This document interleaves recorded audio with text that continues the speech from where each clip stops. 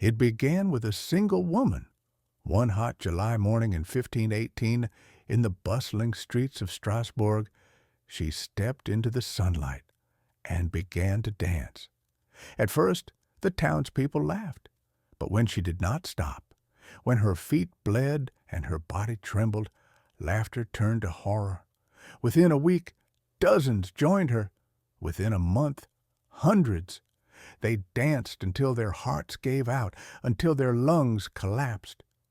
The city was gripped by a plague without blood, without rats, without fever. A plague of rhythm, a dance of death. The city of Strasbourg was alive with noise. Merchants calling from the market stalls, church bells tolling in the distance, the steady clatter of hooves on cobblestone. But on that day, something new rose above the ordinary sounds of life, the shuffle of feet, the gasp of breath, the slap of skin on stone. Her name was Frau Trophäa, and no one could explain why she danced. At first, she swayed gently, as if to music only she could hear. Then her movements grew frantic, violent, jerking. She spun and stumbled through the streets, her face pale, sweat pouring, lips muttering prayers or curses. The crowd gathered, whispering that she was bewitched, but she did not stop. Day turned to night, and still she danced. When exhaustion claimed her, she collapsed in the dust, gasping, her body shaking as if struck by unseen hands. But the moment she caught her breath, she rose again, feet raw, blistered, leaving bloody prints behind her. The people of Strasbourg crossed themselves, certain they were watching either a miracle or a curse. By the third day, she was not alone. Others had joined her, young men, old women, even children. They too began to twitch, to sway, to spin uncontrollably as if pulled by invisible strings.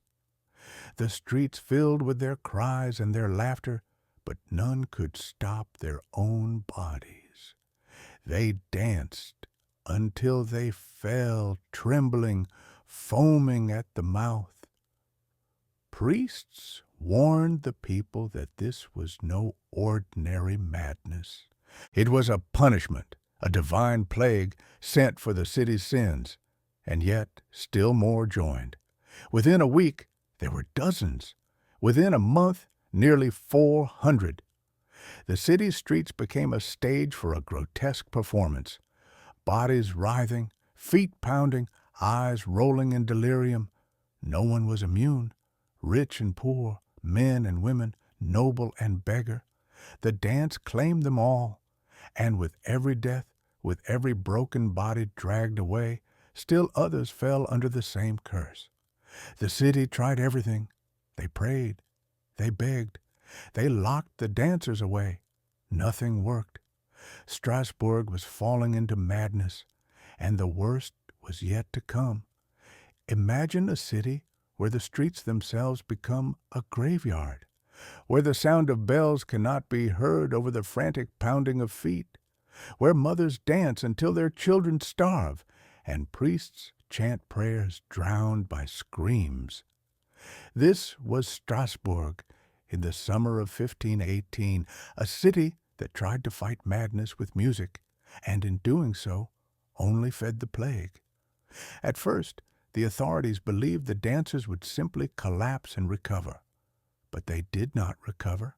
They rose again, bloodied feet sliding across stone, eyes vacant, as if their souls had been stolen.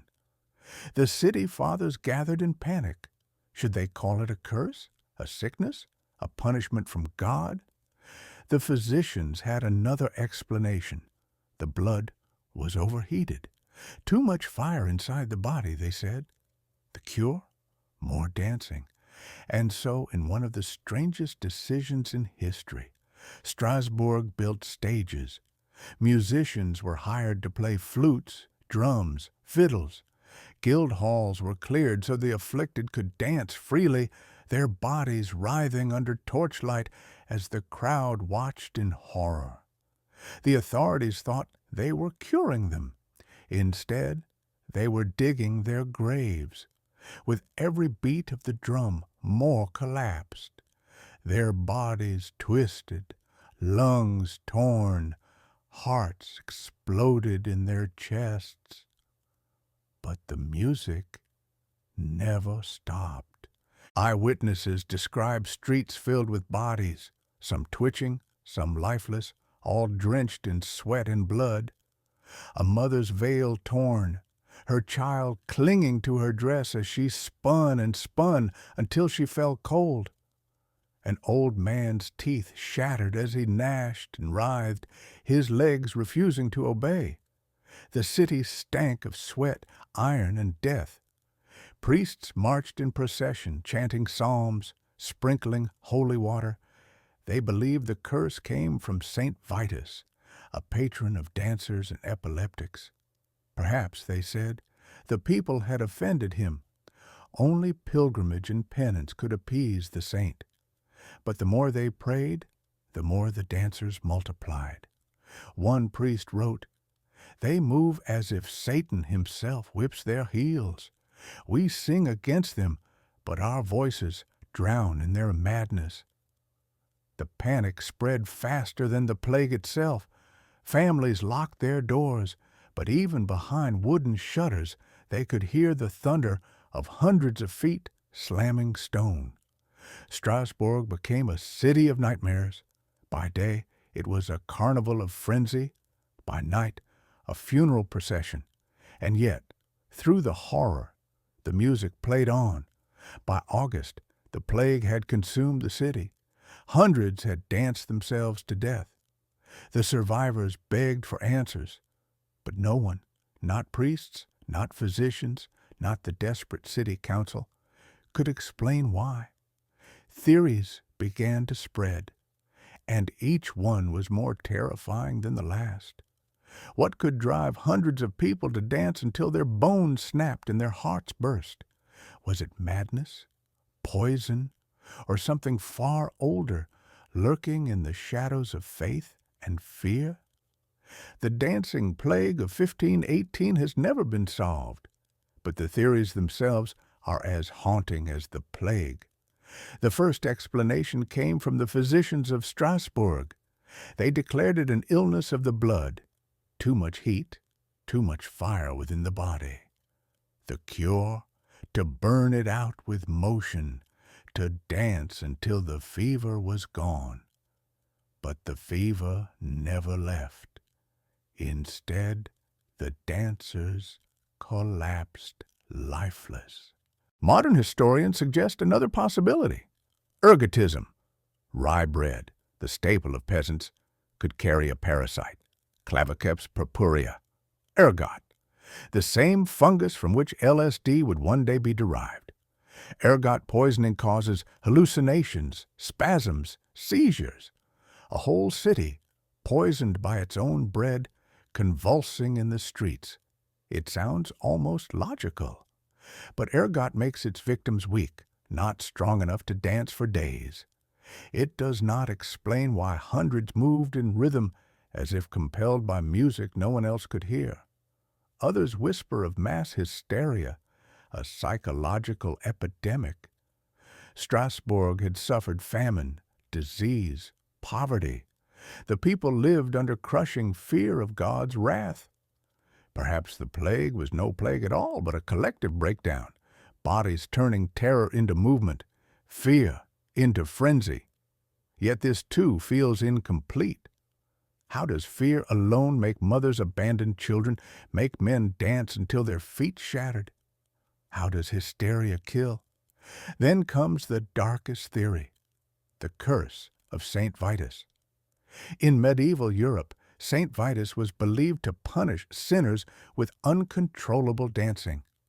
In parts of Germany, processions were held to appease him, prayers whispered to prevent his wrath. Many in Strasbourg believed the plague was not disease, nor madness, nor poison, but punishment. Saint Vitus had turned the city into his stage and the people into dancers of doom.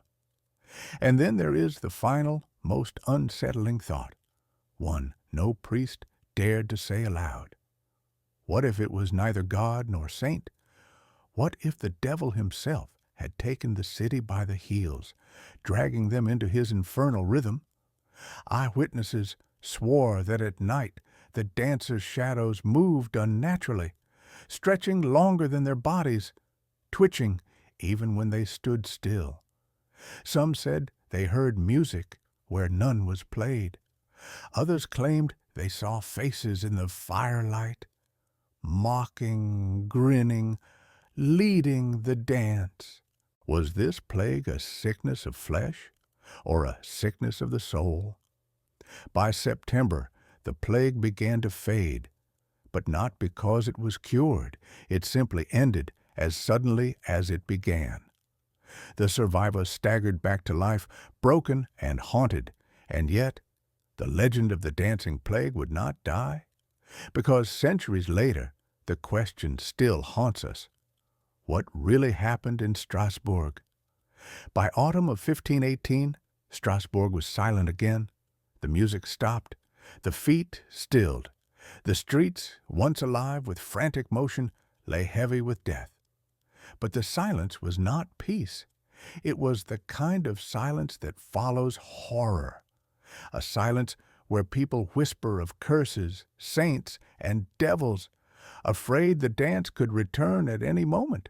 The authorities declared the plague over. The stages were dismantled, the musicians dismissed, survivors limped home, their bodies broken, their minds hollow. But no one forgot. Even decades later, priests wrote that they could still hear echoes of the dance in their dreams. Mothers warned children never to mock the saints, never to forget their prayers lest they be seized by the dance. Strasbourg had learned a cruel lesson. Death did not always come with blood or fire. Sometimes it came with rhythm. What makes the plague so haunting is not just its scale, but its mystery. 400 people, dozens dead, and no single explanation that fits. Was it poison, madness, punishment, or was it something humanity has no language for? A darkness that takes shape only in fear and frenzy. The dancing plague did not end in Strasbourg.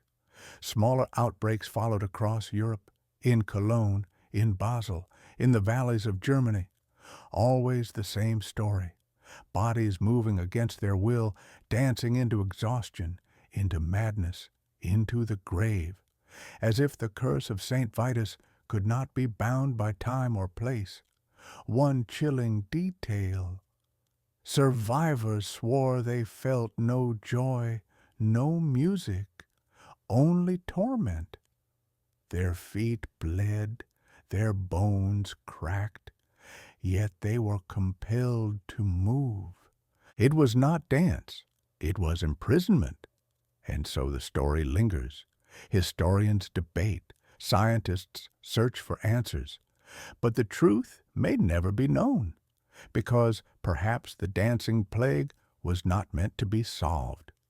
Perhaps it was a mirror, showing us how fragile we are when fear consumes us, how quickly reason crumbles, how thin the line is between order and madness.